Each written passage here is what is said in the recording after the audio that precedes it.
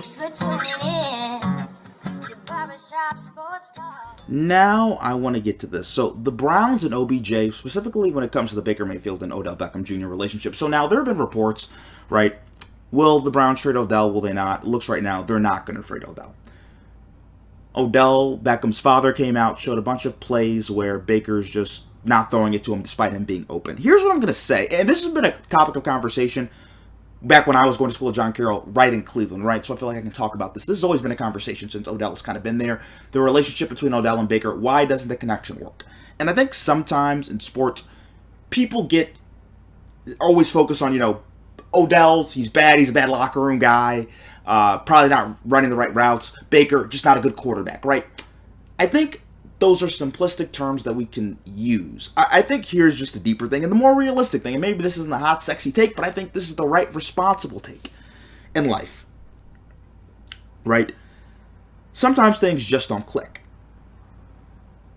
Sometimes in life, everything can feel right with somebody, with something. Nothing can be wrong, and vice versa. There can be times where nothing feels right. There's nothing that clicks. And this doesn't have to mean you hate the person, dislike the person. It can mean just for whatever reason you can't get on the same page. Here are a few important relationships in your life. When you meet your soulmate, boyfriend, girlfriend, wife, husband, etc., right? When you meet your friends, best friends, co-workers, people you work with, communicate on a daily basis to achieve your career goals. Teachers, right? People you have to work with in that capacity. College, high school, middle school, elementary school. Boss-employee relationship. All important relationships that all of you out there probably had throughout your life. Unless you've never had a relationship, never been friends with anybody, never worked anywhere. I would assume most of you have. In all those situations, and they're all very different relationships, by the way, but why they work or don't work, it's often, sometimes, and I think people that are listening, you can attest to this, and I sure can, sometimes things just don't work out. You try really hard to meet the standards of what a teacher wants you to do.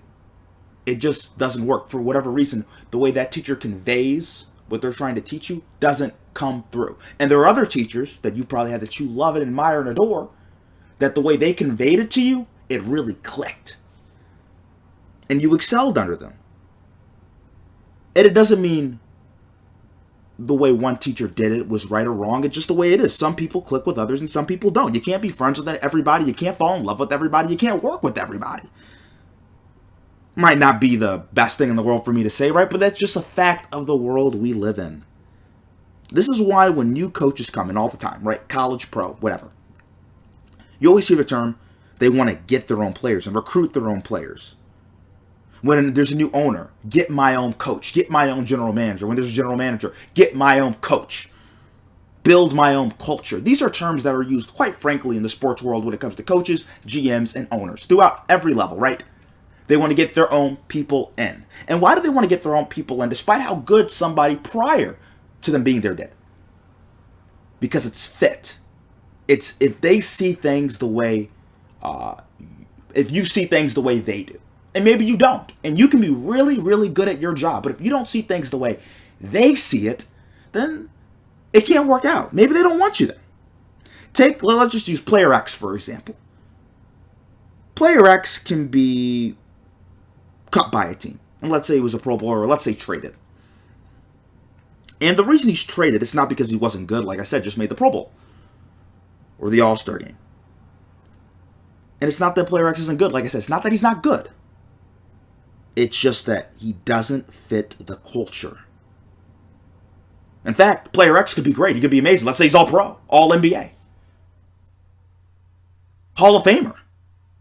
Doesn't fit the culture, though. Doesn't fit the system. The philosophy. The continuity. The culture that they're trying to make and provide.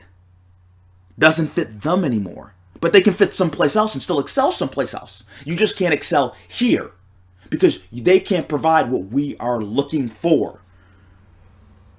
Could Baker be missing his reads? Yes, I'm sure he is. Maybe he doesn't trust Odell Beckham. Yeah, that's probably part of it. And maybe, Odell could do a better job too in this situation. I don't think it's all on Baker. I think in these relationships, they're reciprocal. They're 50-50. But at the end of the day, it's not working out. It's not clicking. It never has clicked. Baker has been better. And this is one of the most damning things I can ever say. Baker Mayfield has been better when Odell Beckham has not played as opposed to when he's played. Odell Beckham, in my opinion, is the top 10 wide receiver in the NFL. Make that make sense. I'll wait. Oh, but wait. You just can't make that make sense. And we can go vice versa. Why does Aaron Rodgers and Devontae Adams work so well? Why is it such a special connection? Because they just really click at an extremely high level, and Baker Mayfield and Odell Beckham are at the extreme end of that. On the low end of the spectrum, they just don't click at all. And sometimes that's just the way it is. Could be. Nobody's doing anything that wrong. It just couldn't work out.